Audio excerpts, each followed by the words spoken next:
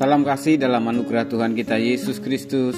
Bapak, Ibu, Opa, Oma, saudara-saudara, adik-adik dan anak-anak sekalian dimanapun berada, kembali bersama saya Pendeta Adi Cahyono dalam program Sapaan Gembala GKI Delima. Hari ini Selasa 30 April 2024, hari terakhir di bulan keempat tahun ini. Kita bersyukur akan menutup dengan merenungkan firman Tuhan, masih seputar kesaksian para murid yang menyaksikan atau penampakan ataupun Yesus yang menampakkan diri para murid. Yang terakhir ini kita akan merenungkan tentang Yohanes. Siapakah Yohanes? Mari sebelumnya kita berdoa. Bapak dan Saudara, kami bersyukur untuk firman Tuhan yang akan kami baca dan kami renungkan bersama pada saat ini. Tolonglah kami ya Roh Kudus, agar melalui firman-Mu kami terus boleh belajar, mencari kehendak Tuhan dan mampu melakukannya. Dalam Kristus kami berdoa. Amin. Firman Tuhan saya pilih dari Injil Yohanes pasal 21 ayat 24. Demikian firman Tuhan. Dialah murid yang bersaksi tentang semuanya ini dan yang telah menuliskannya, dan kita tahu bahwa kesaksiannya itu benar. Ya, demikianlah pembacaan firman Tuhan kita pada kesempatan ini. Ibu saudara sekalian, ayat yang kita baca ini merupakan penutup dari Injil Yohanes. Dan di sini kita mengetahui siapakah yang menulis Injil Yohanes ini dan siapakah dirinya. Kalau kita perhatikan di ayat 20 sebelumnya, di situ dituliskan ketika Petrus berpaling ia melihat bahwa murid yang dikasihi Yesus sedang mengikuti mereka. Jadi ayat ini, di bagian penutup ini, penulis Injil Yohanes mau mengatakan bahwa dirinya adalah murid yang dikasihi Yesus. Dan dia bersaksi tentang semua apa yang dilakukan Yesus, termasuk percakapan terakhir Yesus dengan Simon Petrus, tentang apa yang akan menjadi nubuatan akhir hidup Petrus, termasuk ketika Petrus mempertanyakan apa yang akan terjadi dengan Yohanes.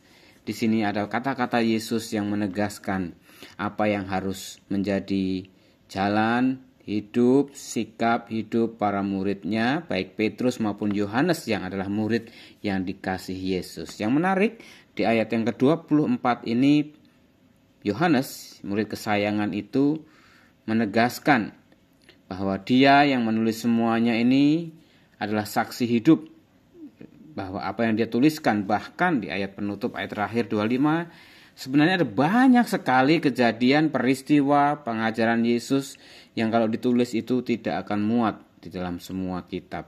Artinya ada banyak sekali peristiwa kejadian yang dialaminya bersama Yesus yang mau menegaskan tentang siapa Yesus yang adalah Mesias, anak Allah, Tuhan dan Juru Selamat. Dan Yohanes adalah saksi yang heran, saksi yang nyata, saksi yang sungguh mengalami merasakan hidup bersama Yesus dalam suka duka dan juga dalam pesan-pesan terakhirnya. Apa yang bisa kita simpulkan atau ambil pelajaran dari kisah penutup Injil Yohanes ini, Ibu Bapak Saudara sekalian, anak-anak, mari kita belajar untuk menjadi seperti Yohanes.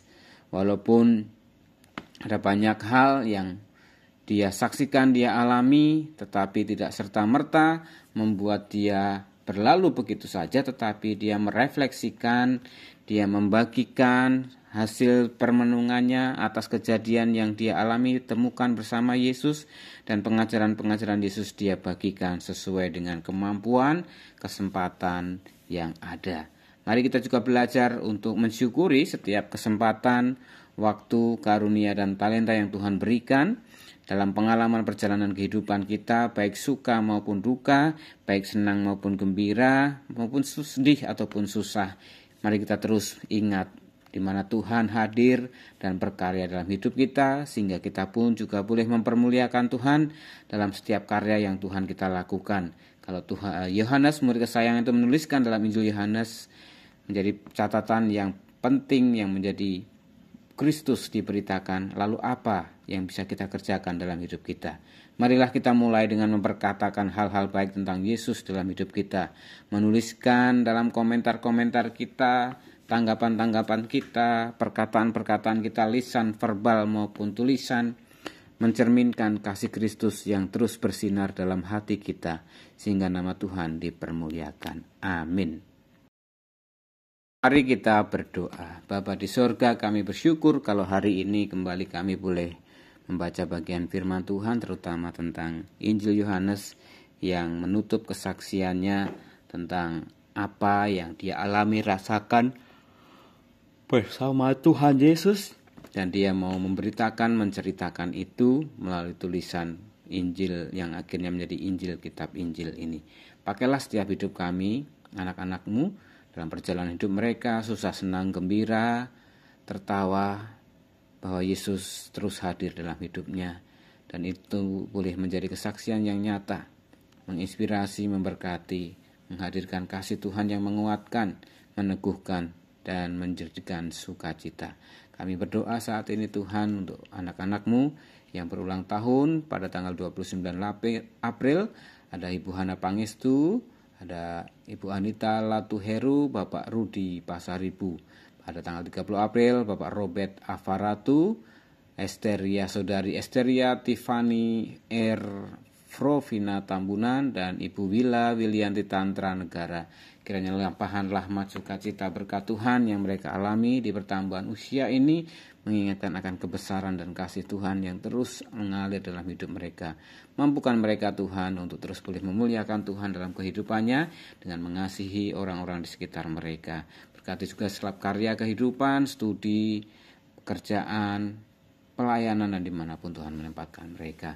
Kami mendoakan untuk gereja GKI 5 dalam rangkaian masa menjelang kenaikan Tuhan Yesus dan Pentakosta. Tuhan berkati setiap rangkaian acara yang akan berlangsung, ibadah kenaikan Tuhan Yesus tanggal 9 dan DMMP yang akan berlangsung selama tanggal 13 sampai 18, juga berbagai kegiatan menjelang 40 tahun GKI 5 menjadi momentum yang baik bagi kami GKI 5 menyatakan rasa syukur atas kasih berkat pemeliharaan Tuhan, dan itu juga bisa diungkapkan dalam ibadah syukur ataupun ibadah Pentakosta pada tanggal 19 Mei mendatang. Kami bersyukur ya Tuhan juga untuk rahmat, cinta, dan pertolongan Tuhan untuk gerejamu menuju 40 tahun ini. Ada banyak berkat, sukacita, dan karya Tuhan yang luar biasa. Kami berdoa juga saat ini untuk bangsa negara kami, biarlah limpahan rahmat dan cinta Tuhan senantiasa dicurahkan bagi negeri kami Indonesia, terutama dalam proses persiapan perpindahan ibu kota negara yang akan direncanakan dalam HUT RI 17 Agustus tahun 2024 ini, dan rangkaian tahapan-tahapannya Tuhan terus menolong memberkati agar semuanya boleh memberikan sukacita, kebahagiaan, adil, dan makmur sejahtera, terutama juga untuk pergantian kepemimpinan atas Presiden terpilih Prabowo dan Wakil Presiden terpilih Gibran Raka Buming Raka. Terima kasih untuk pihak-pihak yang terus boleh menjunjung tinggi persatuan, kesatuan, kerukunan, dan kedamaian, tetapi tetap menjunjung tinggi demokrasi dan juga visi bersama menuju Indonesia adil, makmur, dan sejahtera, menuju Indonesia Emas 2045. Inilah doa kami Tuhan yang kami minta, kami alaskan dalam satu nama Tuhan kami Yesus Kristus yang mengajarkan kami berdoa, doa Bapa kami. Bapa kami yang di surga, dikuduskanlah namamu, datanglah kerajaanmu, jadilah kehendakmu di bumi seperti di surga. Berikanlah kami pada hari ini makanan kami yang secukupnya, dan ampunilah kami akan kesalahan kami, seperti kami juga mengampuni orang yang bersalah kepada kami. Dan janganlah bawa kami ke dalam pencobaan, tapi lepaskanlah kami daripada yang jahat, karena Engkaulah yang punya kerajaan dan kuasa dan kemuliaan sampai selama-lamanya. Kini terimalah berkat Tuhan. Tuhan memberkati engkau dan melindungi engkau. Tuhan menyinari engkau dengan wajahnya dan memberi engkau kasih karunia. Tuhan menghadapkan wajahnya kepadamu dan memberi engkau damai sejahtera dari sekarang sampai selama-lamanya. Dalam berkat Tuhan kita Yesus Kristus. Haleluya. Amin.